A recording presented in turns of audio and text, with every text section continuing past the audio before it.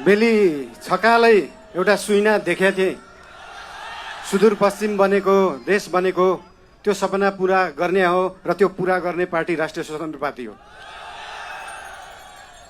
बोहराजी बुझेछौ कि नै?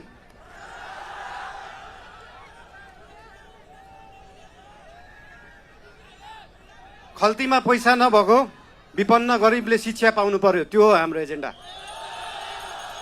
खल्तीमा पैसा नभएको विपन्न गरिबले स्वास्थ्य उपचार पाउनु पर्यो, त्यो हो हाम्रो एजेन्डा। 2 वर्षमा बन्ने बाटो 20 वर्षमा पनि बन्दैन, 1.5 वर्षमा बन्नु पर्यो, त्यो हो हाम्रो एजेन्डा। रुखमा बाँधेर हुन्छ कि बाटोमा सुताएर हुन्छ कि खोरमा जाकेर हुन्छ, बाटो बन्नु पर्यो। यहाँ त बाटो बनाउनलाई यो भेगमा मेरो भोट छैन, यहाँको बाटो किन बनाउने, यो भेगमा मेरो भोट छैन किन बाटो बनाउने। राष्ट्रिय स्वतन्त्र पार्टी सरकारमा गयो भने काङ्ग्रेस हिँड्ने बाटो पनि बनाउँछ, एमाले हिँड्ने बाटो पनि बनाउँछ, माओवादी हिँड्ने बाटो पनि बनाउँछ, सबै नेपाली जनता हिँड्ने बाटो बनाउँछ। मान्छेले देशलाई स्विजरल्यान्ड बनाउनु पर्छ भन्छन्। स्विजरल्यान्डको बाउ बढी मालिका यहीँ छ, किन बनाउनु पर्यो स्विजरल्यान्ड? स्विजरल्यान्डको पराकाष्ठ रामा रोशन यहीँ छ, किन बनाउनु पर्यो स्विजरल्यान्ड?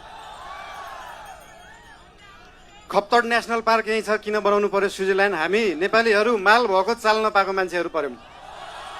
भएको चिज देखाउनै सकेका छैन, सुदूरपश्चिमलाई जोड्नै सकेका छैन। सुदूरपश्चिम त्यो दिन जोडिन्छ जुन दिन सुदूरपश्चिममा एकदम धेरै कलाकारहरू हुँदो रहेछ। 8 लाख सब्सक्राइबर भएको, 1 मिलियन सब्सक्राइबर भएको, तर त्यो गीत काठमाडौँको चोकचोकमा बज्दैन। जुन दिन सुदूरपश्चिमको गीतहरू काठमाडौँको चोकचोकमा बज्छ अनि बल्ल जोडिन्छ सुदूरपश्चिम काठमाडौँसँग।